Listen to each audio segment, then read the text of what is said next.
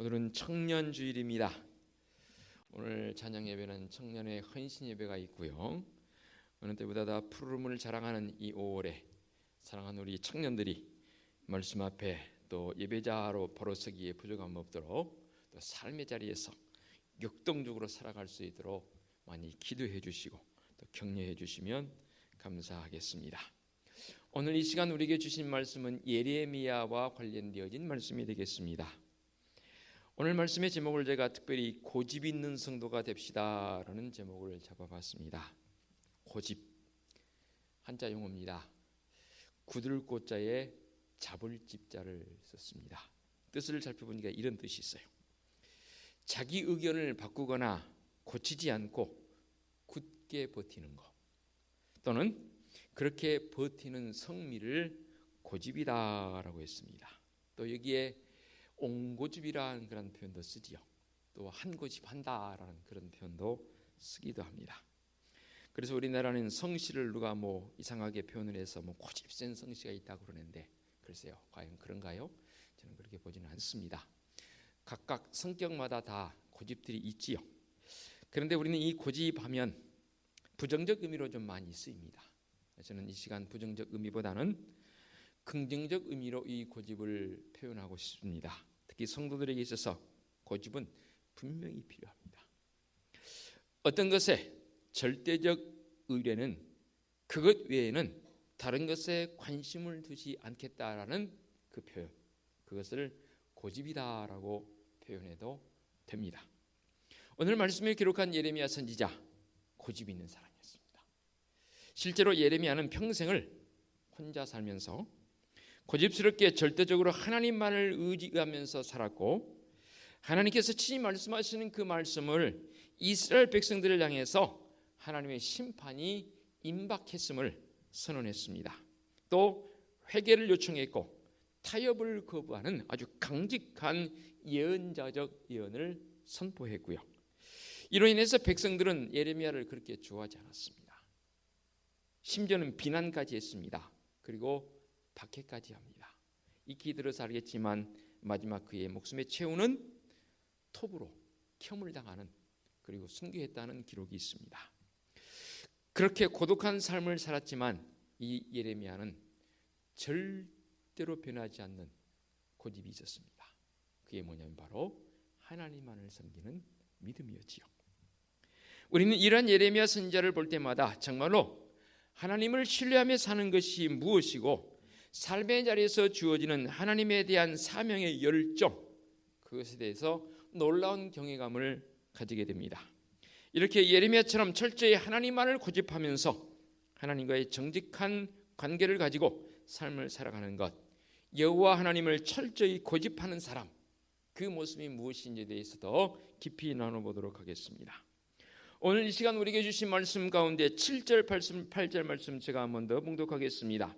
그러나 무릇 여호와를 의지하며 여호와를 의뢰하는 그 사람은 복을 받을 것이라. 그는 물가에 심어진 나무가 그 뿌리를 강변에 뻗치고 더위가 올지라도 두려워하지 아니하며 그 입이 청청하며 가무는 해도 걱정이 없고 결실이 그치지 아니함 같으리라 라고 말씀하십니다. 놀라운 하나님의 은총을 여기서 말씀하고 있습니다. 어떤 사람에게? 바로 7절의 말씀처럼 여호와를 의지하며 여호와를 의뢰하는 그 사람이 바로 복이 있다라고 말씀하십니다. 좀 더 우리는 이 말씀을 통해서 늘 이런 귀한 말씀을 접할 때마다 마음속에 은혜가 있습니다. 흡족함이 있지요. 와, 정말로 대단한 말씀이다라는 그러한 은혜의 자리로 나아갑니다. 그러나 주신 말씀을 좀 더 우리가 뒤집어 볼 필요성도 있다, 그 말입니다. 예를 들면 하나님을 의지하는 자가 복되고 정말로 여기서 잘 된다라는 그런 말씀이 있지만, 그러면 뒤집어서 본다면 하나님을 의지하지 않으면 결국 어떻게 되는 것인가? 하나님을 의지하지 않는다는 것은 뭐예요? 하나님이 아닌 어떤 다른 것을 의지하게 된다, 그 말입니다. 조금 후에도 한 번 더 강조하겠지만 사람의 그 마음은 비어있는 상태로 있을 수가 없습니다. 항상 뭔가를 그 마음에 채우게 되어 있습니다. 그리고 그것이 채워지지 않으면 그것을 채우려고 안간 힘을 쓰는 사람의 존재가 바로 우리의 실체라 그 말입니다. 그렇습니다. 하나님을 의지하지 않는다는 것은 곧 세상을 의지한다라는 그 말이 되는데, 이 말씀을 우리가 생각하면서 내 삶의 모습으로 말씀을 끌고 들어올 필요성이 있는 것 아니겠습니까? 하나님보다 세상 것을 더 의지한다는 것은 무엇을 의미하는 것일까요? 2절 말씀에 이런 말씀이 있습니다. 그들의 자녀가 높은 언덕 위 푸른 나무 곁에 있는 그 제단들과 아세라들을 생각하는도다. 보십시오. 그들의 자녀가 높은 언덕 푸른 나무 곁에 있는, 여기까지는 참 표현이 좋아요. 정말로 시적 감각을 가지고 접근해도 아주 적합한 표현이 바로, 생각해 보십시오. 그들의 자녀가 높은 언덕 위에 푸른 나무 곁에 있는, 그 다음에 그 제단들과 아세라들을 생각하는도다. 그곳에 하나님의 전이 있고 하나님을 생각하는 것이라면 참 좋을 터인데, 오늘 말씀에서는 전혀 그게 아닙니다. 뭡니까? 제단들과 아세라들을 생각한다는 말은 곧 우상 숭배하고 있다 그 말입니다. 10계명 중에서 제일 1계명과 제 2계명이 무엇입니까? 나 외에 다른 신을 섬기지 말 것이고 어떤 형상인지 만든지 말고 절하지 말라라고 금하고 있지 않습니까? 엄명을 내렸습니다. 이것은 곧 도둑질이나 간음보다 더 하나님의 눈에 가증한, 용서받지 못할 그런 죄이기 때문에 결코 다른 신 섬기지 말고 어떤 형상이든 우상 만들지 말라라는 말씀 아니겠습니까? 그런데 우리가 입으로는 주여 주여 부르짖지만 그 마음에는 세상의 것을 담았다는 것, 무서운 우상 숭배입니다. 물론 다른 종교를 가졌거나 믿지 않는 사람들 가운데 직접적으로 우상 앞에 절하는 사람들도 있습니다. 그것은 두말할 나위 없고요. 주여 주여 부르짖는 믿음의 어떠한 모습을 가졌다고 하는 성도들 가운데에서도 우상 숭배자들이 있더라 그 말입니다. 골로새 3장 5절 말씀에 이렇게 표현했지 않습니까? 그러므로 땅에 있는 지체를 죽이라. 곧 음란과 부정과 사욕과 악한 정욕과 탐심이니 탐심은 우상 숭배니라 라고 말씀하고 있습니다. 그러므로 내 마음속에 하나님이 아닌 어떤 다른 것을 품었을 때 그것이 바로 우상 숭배 아니겠습니까? 그렇습니다. 하나님보다 세상을 더 의지하는 것, 세상의 그 어떤 것을 내 마음에 담았다는 것은 이게 바로 영적 간음이 되지 않습니까? 오늘 주신 말씀 5절 가운데 보면 마음이 여호와에게서 떠난 사람이라고 표현하고 있습니다. 마음이 여호와에게서 떠났다는 말은 세상을 향하고 있다는 말 아니겠습니까? 사람의 마음은 분명히 하나의 뭔가에 향하게 됐습니다. 나는 아무 것에서 관심이 없다고요? 그냥 마음을 비운다고요? 어떤 사람은 유명에는 그런 표현을 해서 마음을 비워야 한다고 그러더라고요. 그 마음 비워놓은 상태는 사람의 모습이 아니죠. 우리의 마음은 비어 있을 수는 있겠지만 그러나 그것이 오래 갈 수가 없습니다. 반드시 그 마음 속에 뭔가가 들어있게 되어 있습니다. 그것을 그리고 추구하게 되어 있습니다. 분명히 하나님은 우리의 신랑 되시고 우리는 신랑 되신 우리 하나님의 신부와 같다라고 표현을 했습니다. 그런데 신랑을 놔두고 신부가 다른 데 마음을 줬다, 다른 것에 의지를 했다, 이게 바로 영적 간음이라 그 말입니다. 세상과 벗된 것이 하나님과 원수되는 것이라고 했습니다. 세상을 사랑하면 간음하는 여인과 같다라고 성경에 분명히 표현을 했습니다. 하나님보다 세상 것을 더 의지한다는 것은 불신이요 위선이 되는 것이지요. 성도들이 입으로는 하나님을 믿는다고 하면서 마음속 깊은 곳에서는 다른 것을 의지하는 것이 바로 불신이요 위선입니다. 하나님 앞에 가증한 일을 행하고 있는 것이지요. 하나님보다 세상 것을 더 의지한다는 것은 하나님을 더 심하게 표현한다면 경멸하는 죄입니다. 여러분, 사람을 경멸해도 기분 나빠요. 그냥 무시하는 정도가 아니라 경멸하는 그런 상황 여러분 처해 본 적 있으십니까? 얼마나 마음이 상한지 몰라요. 하물며 하나님 앞에서 하나님을 대함이 그래야 되겠습니까? 정말로 하나님을 아무것도 아닌 것으로 여기는 행위적 요소가 바로 이런 것이라 그 말입니다. 즉 하나님을 무시하는 행위입니다. 에이 목사님 설마 성도들이 하나님을 무시까지 하겠습니까? 라고 반문할지 모르겠습니다. 아니. 창조주 하나님을 피조물과 바꾸어버리는 행위는 있을 수 없는 일인데 안타깝게도 우리 삶 속에 그런 일들이 일어나고 있더라 그 말입니다. 5절 말씀 다시 한번 볼까요? 여호와께서 이와 같이 말씀하시니라. 무릇 사람을 믿으며 육신으로 그의 힘을 삼고 마음이 여호와에게서 떠난 그 사람은 저주를 받을 것이니라 말씀하십니다. 하나님을 의지하지 않고 하나님에게서 떨어져 나가는 결과를 가져왔는데 이보다 더 큰 저주가 어디 있겠습니까? 육신이란 말이 뭔 말입니까? 이 말은 영과 반대되어지는 편이지 않습니까? 그래서 사도 바울은 로마서 8장 6절에 8절에 이렇게 했습니다. 육신의 생각은 사망이요 영의 생각은 생명과 평안이니라. 육신의 생각은 하나님과 원수가 되나니 이는 하나님의 법에 굴복하지 아니할 뿐만 아니라 할 수도 없습니다. 육신에 있는 자들은 하나님을 기쁘시게 할 수 없느니라. 육신에게 사로잡힌 사람은 결코 하나님 앞에 나오지도 않고 하나님을 기쁘게 할 수도 없다 그 말입니다. 그 육신을 힘으로 삼는 사람, 육신에게 도움을 받기를 원하는 사람, 무슨 복을 받겠습니까? 요한복음 15장의 말씀에서도 표현했습니다. 포도나무가 가지 줄기에서 떨어지게 되면 말라 죽는 것처럼 참 심한 표현을 썼습니다. 저주를 받을 것이라고 했습니다.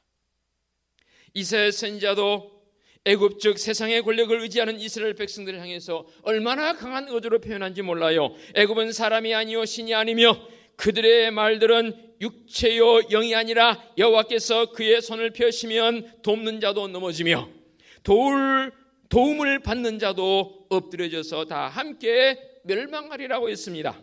하나님 의지합시다. 하나님 의지합시다. 아무리 부르셔도 권력을 잡은 자들을 비롯해서 온 백성들이 애굽이 강한 힘을 가진 나라가 우리를 보살펴 줄 것이라고 의지했던 그들을 향해서 이사야 선지자도 예레미야도 그렇게 외쳤던 것 아니겠습니까?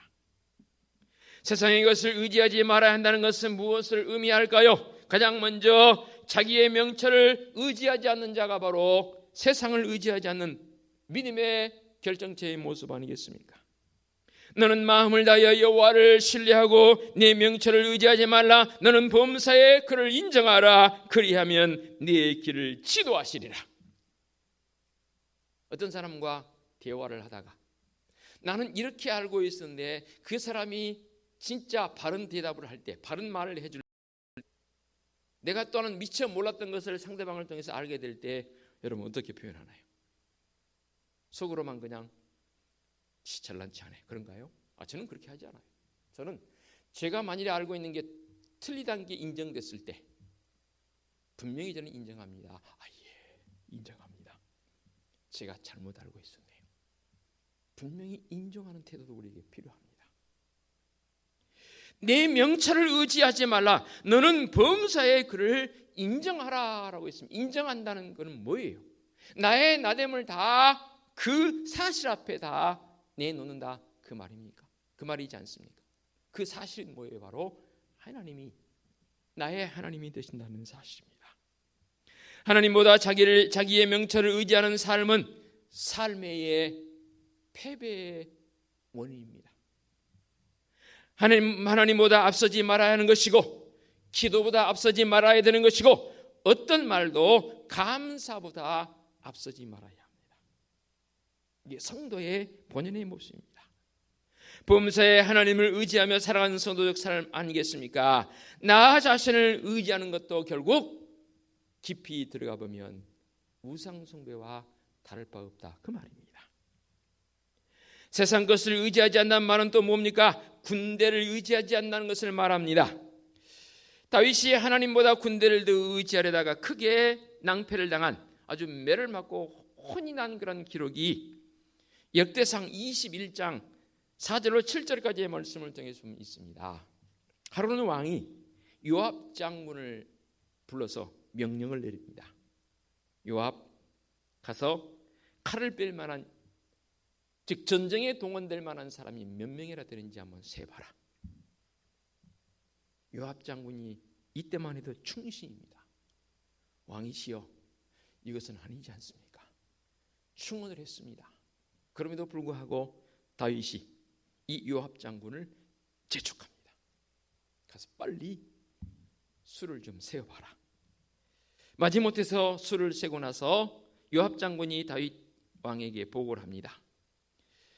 칼을 뺄 만한 자가 110만 명이요, 유다 중에, 이스라엘 중에서 칼을 뺄 만한 사람, 유다 중에 칼을 뺄 만한 자가 47만 명이라. 요압의 왕의 명령을 마땅치 않게 여겨 레위와 베냐민 사람은 계수하지 아니하였더니라고 되어 있습니다. 요압 장군이 계수를 하는데 레위 사람과 베냐민 사람은 쏙 빼버렸습니다. 그리고 왜냐하면 그 사람들을 수를 더하면 지금 110만에다 47만이니까 157만이야. 더 숫자가 늘어난단 말이에요. 그러면 더 안 될 것 같아서 빼버렸습니다. 하나님이 이 일을 악하게 여기사 이스라엘을 치심해 하나님의 수를 센 것에 대해서 괘씸히 여기시고 이스라엘을 치셨더라라고 했습니다. 그래서 이제 옵션을 줍니다. 그 결과로 어떤 옵션을 줍니까? 벌을 내리시는데 3년 기근이 있든지, 네가 석 달을 적군에게 패하여 적군의 칼에 쫓기든지, 전염병이 사흘 동안 이 땅에 유행하며 여호와의 천사가 이스라엘 온 지경을 멸할 일이든지 네가 이 셋 중에 하나를 택하라. 그러니까 3년 기근이 있든지, 석 달을 적군에게 패해서 쫓겨다니는 신세를 당하든지, 세 번째 전염병이 사흘 동안 이 땅에 임하든지, 다윗이 어느 것을 택합니까? 세 번째 택합니다. 요즘 사실 코로나19가 전염병이잖아요. 이 전염병으로 인해서 이스라엘 백성들이 몇 명이 죽냐면 무려 7만 명이 죽습니다. 지금 70억 가운데 지금 상당수가 코로나로서 목숨을 잃었다 하지 않습니까? 근데 이 이스라엘 백성들 불과 몇 백만밖에 안 됩니다. 그 가운데 7만 명은요, 대단한 수인 겁니다. 여호와께서 전염병을 내려서 이스라엘 백성 중에서 죽은 자가 7만 명이더라. 하나님의 명을 어기고 군대의 계수의 결과가 백성을 7만 명이나 이뤘습니다. 그리고 다윗 왕이 깨닫고 여호와 하나님께 이렇게 간청을 합니다. 다윗이 눈을 들어보며 여호와의 천사가 천지 사이에 섰고 칼을 빼어 손에 들고 예루살렘 하늘을 향하여 편지라. 다윗이 장로들과 더불어 굵은 배를 입고 얼굴을 땅에 대고 엎드려 하나님께 아뢰되 명령하여 이 백성을 계수하게 한 자가 내가 아니니까 범죄하고 악을 행하는 자는 곧 나니이다. 다윗이 그런 회개 기도를 드립니다. 이 양떼는 무엇을 행하였나이까? 청하건대 나의 하나님 여호와여, 주의 손으로 나와 내 아버지의 집을 치시고 주의 백성에게 재앙을 내리지 마옵소서 하니라. 그때야 비로소 재앙이 그치게 되고, 그런데 안타깝게도 이 재앙으로 말미암아 7만 명의 백성이 목숨을 잃었습니다. 이것은 하나님을 의지하지 않고 군대를 의지하게 되는 결과입니다. 군인이 많고 무기가 많아서 승리하는 게 아니더라 그 말입니다. 다윗이 어렸을 때 골리앗을 대할 때 돌팔매 하나가 무슨 힘, 돌 하나가 무슨 힘이 있습니까? 그거 친들 골리앗이 넘어지겠습니까? 그런데 골리앗이 넘어졌단 말이에요. 왜 그렇게 됐습니까? 돌에 힘이 있는 게 아니고, 작은 조약돌에 힘이 있는 게 아니고, 그 돌을 이용하시는 하나님이 힘 있는 우리 하나님이신 줄로 믿습니다. 이게 중요한 거죠. 이에 우리는 여기서 하나님 외에 다른 것을 의지하지 않는 것, 이것이 죄라는 사실을 더 깊이 깨닫게 됩니다. 여호와의 구원은 사람이 많고 적음에 달리지 아니하였느니라. 사무엘상 14장 6절 이하의 말씀입니다. 나는 내 활을 의지하지 아니할 것이라. 내 칼이 나를 구원하지 못하리이다. 오직 주께서 우리를 우리 원수에게서 구원하시고 우리를 미워하는 자로 수치를 당하게 하셨나이다. 시편 44편의 말씀입니다. 여기서 의지한다는 말은 믿는다는 말보다 더 강한 뜻을 가지고 있지 않습니까? 하나님보다 세상 것을 의지하는 것은 무서운 죄입니다. 전쟁의 승리와 승패, 국가의 흥망생세가 어디에 있습니까? 무엇에 달려 있습니까? 곧 하나님께 있지 않습니까? 지난 금요일도 제가 인용을 했지만 최근에 우리 목사님들 몇 분 만나서 이 나라를 걱정하면서 한 가지의 마음으로 서로 우리가 울컥한 마음을 가져본 적이 있어요. 뭡니까? 우리 믿음의 선배들, 70년대, 80년대, 90년대를 살았던 믿음의 선배들은, 특히 목회자들 정말로 밤을 새면서 이 나라의 민족을 위해서 기도했는데, 그 기도의 열매를 지금 우리가 거두고 있는데, 우리는 과연 다음 세대에게 이 열매를 줄 수 있는가? 남을 탓하기 전에 목회자인 우리부터 한번 우리를 살펴봅시다라고 우리 서로 제안하면서 한 가지의 마음을 가져본 적이 있습니다. 바로 그겁니다. 세상의 것을 의지하지 말아야 한다는 것은 더 구체적으로 무엇을 말할까요? 재물을 의지하지 않는다는 것을 말하는 것 아니겠습니까? 여호와께서 이와 같이 말씀하시되 지혜로운 자는 그의 지혜를 자랑하지 말라. 용사는 그의 용명을 자랑하지 말라. 부자는 그의 부함을 자랑하지 말라. 자랑하는 자는 이것으로 자랑할지니 곧 명철하여 나를 아는 것과 나 여호와는 사랑과 정의와 공의를 땅에 행하는 자인 줄을 깨닫는 것이라. 나는 이 일을 기뻐하노라. 여호와의 말씀이니라. 예레미야 9장에 있는 말씀입니다. 예, 열심히 우리가 돈도 벌어야 합니다. 저축도 열심히 하십시다. 그러나 그것보다도 하나님을 더 의지하면서 사랑하십시다. 있어도 없는 것 같이 하나님만 의지한다면 정말로 그 사람은 정말로 부활을 하늘에 쌓는 자의 모습이 되는 줄로 믿습니다. 또 한 가지요, 세상을 의지하지 않는다는 말은 무슨 말입니까? 사람을 의지하지 않는다 그 말입니다. 우리 하나님께서는 정말로 우리 속에 좌정하셔서 나와 함께 하기를 원하십니다. 제가 늘 설명드리잖아요. 사탄 마귀는 초청하지 않아도 수시로 우리의 마음속에 들락거려요. 그런데 놀라운 사실은 성령 하나님은 우리가 초청하지 않으면 안 오세요. 분명히 알으셔야 합니다. 하나님은 사람을 하나님보다 더 믿고 의지하는 것을 싫어하십니다. 하나님처럼 믿고 의지하지 말아야 할 것이 뭐라고요? 바로 사람입니다. 오늘 신 말씀 가운데 여호와께서 이와 같이 말씀하시니라. 무릇 사람을 믿으며 육신으로 그의 힘을 삼고 마음이 여호와에게서 떠난 그 사람. 참 이상해요. 사람을 의지하게 되면 자동적으로 그 마음은 하나님에서 떠나게 되더라. 제가 늘 말했잖아요. 사람은 두 가지 일 못합니다. 마음 절대 두 군데 못 줍니다. 사람은 짧은 순간, 긴 순간, 그 순간적인 이 차이점은 있지만 반드시 한 군데만 마음을 주게 되어 있습니다. 그게 수시로 변해서 다르죠. 이사야서 2장 22절에 기도 표현합니다. 너희는 인생을 의지하지 말라. 그의 호흡은 코에 있나니 새말 가치가 어디 있느냐. 사람을 하나님보다 더 믿고 의지하는 것은 어리석은 것이고 하나님께서 가장 싫어하는 일입니다. 마지막으로 사람을 의지하지 말라는 이 말씀은 사람의 마음을 의지하지 말라도 연결이 되어집니다. 왜냐하면 사람의 마음은 근본적으로 어떻게 되어 있다고요? 부패한 것이라 했습니다. 오늘 우리에게 주신 말씀 9절 10절 한번 다시 볼까요? 만물보다 더 거짓되고 심히 부패한 것은 뭐라고요? 마음이라. 누가 능히 이를 알리오마는. 하나님 외에는 내 마음을 아는 사람은 아무도 없어요. 그래서 10길 물속은 알아도 한 길 사람의 마음속은 알 수 없다고 하잖아요. 그런데 그런 마음을 우리가 의지한다? 참 안타까운 일이죠. 사람들은 어렵고 힘들 때 사람의 마음을 살려고 합니다. 그래서 어떤 사람으로부터 위로를 받으려 하고, 위로받으면 그 위로함으로 말미암아 일어서려고 합니다. 때로는 사람의 마음 사는 것 필요하기도 합니다. 또 마음이 서로 통한다는 것 중요한 문제지요. 그러나 그것이 해결점은 아닙니다. 사람의 마음은 만물보다 거짓되고 부패한 것이라고 분명하게 말씀을 통해서 우리에게 가르쳐주고 있습니다.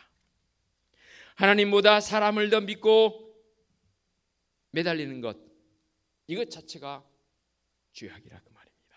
그러면 우리는 어떻게 해야 합니까? 오늘 말씀에서 분명하게 언급했지 않습니까? 7절 무릇 여호와를 의지하며 여호와를 의뢰하는 그 사람은 어떨 것이라고요? 복을 받을 것이라. 복을 받을 것이라. 세상에 그 무엇보다도 하나님만을 믿고 의뢰하는 믿음의 성도들 되시기 바랍니다. 하나님께서는 그 사람을 기뻐하십니다. 그걸로 끝납니까? 우리에게 어떻게 보장을 했습니까? 8절의 말씀. 그는 물가에 심어진 나무가 그 뿌리를 강변에 뻗치고, 더위가 올지라도. 더위가 온단 말은 뭔 말이에요? 여러분 어떻게 해석하십니까? 더위가 온단 말을 어떻게 적용해야 할까요? 삶이 우리가 그냥 순탄치만 않지 않습니까?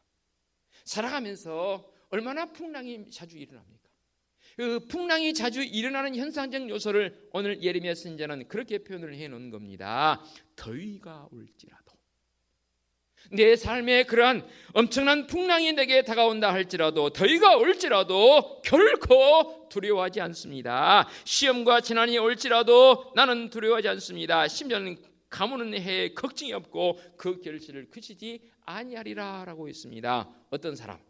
바로 물가에 심겨진 나무와 같은 그 뿌리를 강변에 뻗었기 때문에 내 인생의 뿌리가 여호와의 강, 내가 여호와의 강가에 심겨진 나무이기 때문에 어떤 더위가 올지라도 가물을지라도 결코 그 나무는 시들 리가 없고 메마를 리가 없고 청청하여 더욱 하나님께 영광 돌리는 믿음의 삶을 사는 성도적 삶이 되는 줄로 믿습니다.